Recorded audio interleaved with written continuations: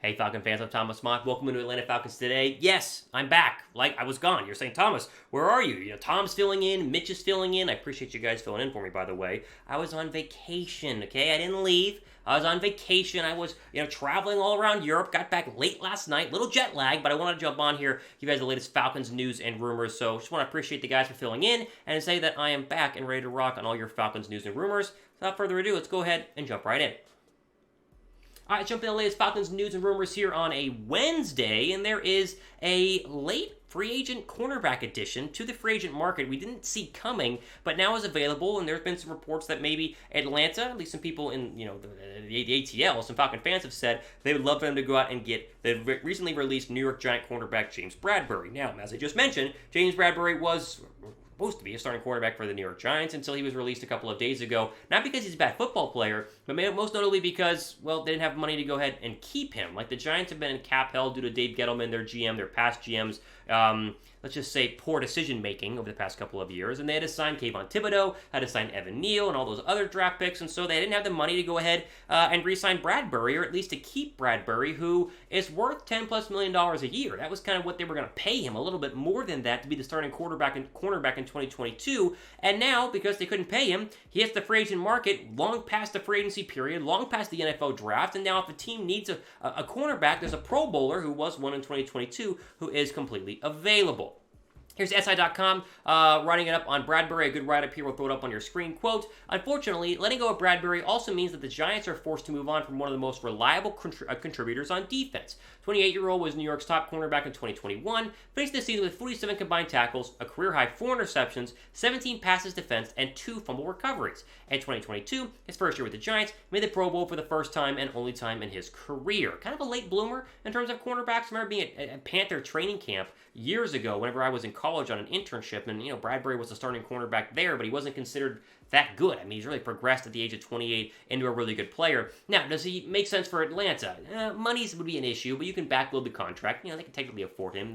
What is the cap anyway, right? Talking about the Rams mixing and maneuvering with the cap. But I just don't think you need another cornerback. Like, do you need another cornerback if you're the Atlanta Falcons? Is that your biggest need right now? I mean, I'd take another pass rusher, even though I thought they did a pretty darn good job in, the NFL draft and in free agency in addressing that position. I could use another linebacker, even though I really like what they did with Troy Anderson in the NFL draft. Maybe a safety, but I don't know if cornerback is your biggest need. I think the addition of Casey Hayward at the cornerback spot during free agency was kind of the final, nail in the coffin into having a good starting secondary in 2022. You already have AJ Terrell, who we know is going to be fantastic. We know is a top 5 cornerback in this league, maybe top 3 cornerback in this league. And so do you need another top Pro Bowl cornerback opposite of that, or do you trust that Casey Hayward can stay healthy, which is important, and play at least to a high enough level to be a cornerback number 2? I think that he will be. And so Bradberry could make some sense, and I think that if Dean Pease would love the addition, then maybe you go ahead and go out there and try and make a move. But in the end, I think the cornerback position, as it currently stands right now,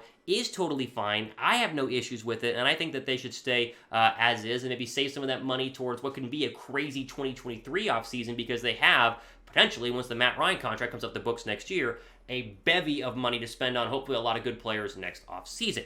What do you guys think? How confident are you in the Falcon cornerbacks right now? Like, as it currently stands, AJ Terrell, Casey Hayward, scale of 1 to 10, 1 being like not confident at all, 10 being like super confident. Let me know how confident you are down below right now.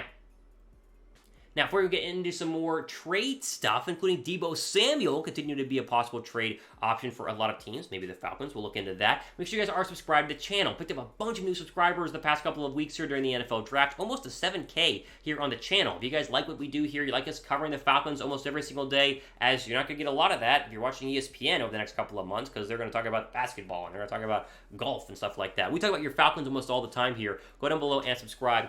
We would greatly appreciate that. All right, moving over to Deebo Samuel. Now, we talked about Deebo Samuel here on the channel before. You remember during the NFL draft, right before the NFL draft, there was a report suggesting that, Deebo Samuel wants a trade, he's unhappy, he wants a new contract. That didn't really come into fruition, even though the Jets apparently offered number 10 overall to trade for him during the NFL draft. Never happened. So Deebo currently is in the final year of his rookie deal and is set to be a 49er. Now, Bleacher Report has put out a suggestion saying the Falcons should trade for Deebo Samuel and bring him into the wide receiver mix. Now, Atlanta did draft wide receiver at number 8 overall and Drake London. Now, they could use another weapon on offense, but I think they made it very, very clear they'd rather have London on a cheap rookie deal with number 8 overall than a trade for Deebo Samuel and to go and give him a new contract, or else they would have just traded away 8 overall for Deebo Samuel, right? Because they didn't, and they kept Drake London, and so clearly they like what London would be able to do. Plus, here's the cost of Deebo according to Bleacher Report. Look at this. This is expensive. A first-round draft pick next year, a third next year, and a first in 2024. You want to give up 2 future first-round draft picks for a wide receiver right now? On an offense that, yes, is going to be better than it was last year, in my opinion, just because hopefully the offensive line plays better, but it's not going to be that much better. Like, to me, a Deebo Samuel trade is a trade that you do instantly. Like, if you are in win-now mode. Like, if you're in win-now mode, instantly, you're a wide receiver away, do it. Atlanta's not a wide receiver away. And Deebo would make them a better football team and much better than Lamazé Zaccheaus as your number 2 wide receiver on the depth chart. But this is not a move I think that the Atlanta Falcons should make or will make anytime soon. Because, again, you got to give up 2 first-round draft picks and a third, according to Bleacher Report, and you got to pay the guy. Like, let's not forget, you have to pay Deebo Samuel. Like, you have to pay this guy to go ahead and sign on to your football team. Like, you have to pay him. The highest receiver in the National Football League, the 3rd highest receiver in the National Football League, you're talking $28, $29 million a year. To me, the Falcons don't have that kind of money right now, nor do they need to tie themselves down to a wide receiver when they just drafted, like I mentioned, Drake London, who I think is going to be a very good player for the Atlanta Falcons. So I'm out on trading for Deebo. I don't think he's going to be traded either. I think he's going to stay a 49er. I think they're going to try to re-sign him. That, to me, makes the most sense for Deebo Samuel overall. But in the end, I think at least acknowledging Bleacher Report's trade will show you that a little too expensive and a little too much for my taste. Would you trade 2 first-round draft picks for Deebo? Like, would you trade him? Like, 2 first-round draft picks. If you would, type T down below for trade. If you would not, type P down below for pass.